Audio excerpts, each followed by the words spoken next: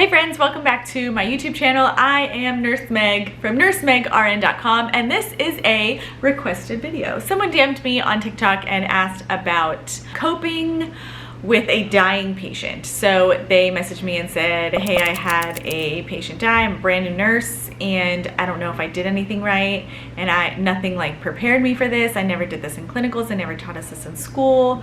Like, I don't really understand how to deal with this. Can you talk about this? Do you have any advice?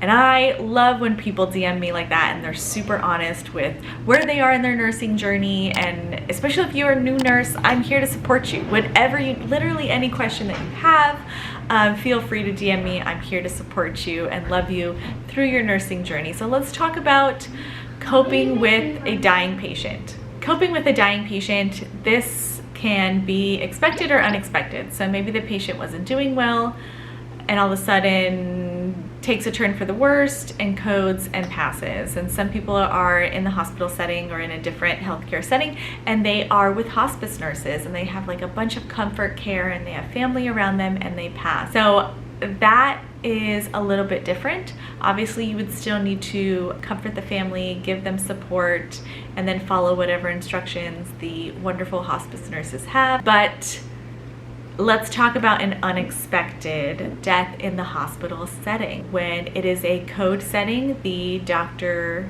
or whoever is running the code, usually a nurse practitioner or doctor, will be running the code and then call the time of death. So they'll say TOD, or time of death, 3:15. It'll be written on the code blue sheet. It'll be put into the computer. The doctor will take care of anything like death certificate and things like that. The nurse's job really is to make sure that the family is taken care of. So if there's like a nurse manager that can talk to them, or make sure that if there's like maybe a case manager, somebody on your floor to give that person or group of people support. I don't suggest it be you, because you're going to have a lot of other things to do if you can help it. If you can, ask somebody else to give them comfort, give them direction, and all of that. The family may want some time to be with the patient before you remove any lines and things like that. So always ask them for that. But then when it is time to clean up the patient, you are going to need to remove all the lines. You don't need to remove like giant central lines and things like that, but always refer to your policy and ask your charge nurse or nurse manager what your policy is.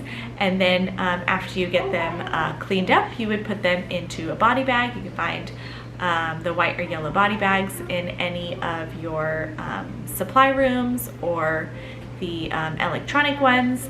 And then you would, of course, with a tag that comes in the body bag, you would put a thing around their toe, and then on the tag you could put a patient sticker and make sure that all the information is there. And then you would transfer that patient to the morgue.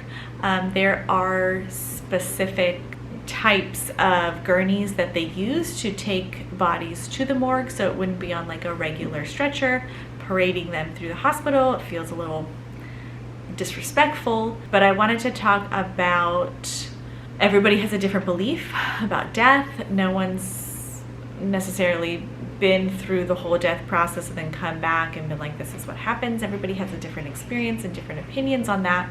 But I personally like to talk to my patients out loud as I'm cleaning them up and cleaning the room, tell them like what happened and that they are dead, and it just feels like respectful. Some hospitals, depending on what kind of facility you work at, some of their windows open. I do suggest opening a window.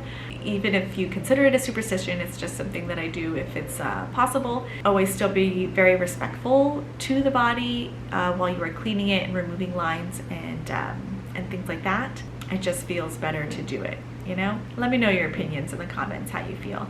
And then always make sure that the family you're keeping constant communication. Don't hide from the family. I know it's not like the easiest thing emotionally to be part of, but you need to be speaking with the family constantly to, you know, if they have funeral arrangements, what the next steps are, things like that. Help them as much as you can. And then when your shift is over and you're right there to clock out, I want you to imagine that you are bottling up all of your emotions and your thoughts regarding everything that has happened into a ball in front of you. And as you take your badge and you clock out, imagine that ball dispersing and just leaving you, and just into like particles that just leave you. And then talk to somebody about it. If you want to DM me and we can talk about it, if you have somebody that you can call and talk about it, but I really suggest that you don't keep it inside. Death is something that is not normal to encounter all the time, and you may be like, oh, I'm fine, but 1,000 oh, I'm fine turns into trauma. I promise you, after 13 years of nursing, it will turn into trauma. You really need to be talking this out and have somebody to let these feelings out. You need to talk out what happens, and you're going to see that it's going to feel really good, and it's going to feel really healthy to do so. As you see more death, which is inevitable if you work in a higher acuity setting, you're going to start to formulate ideas and beliefs. So be prepared for your beliefs and ideas that you may already have to be challenged, because there's just nothing prepares you to see death and the process of dying and what happens, and it makes you question your beliefs or confirm your beliefs. It's just a really, really interesting process to witness. It'll also bond you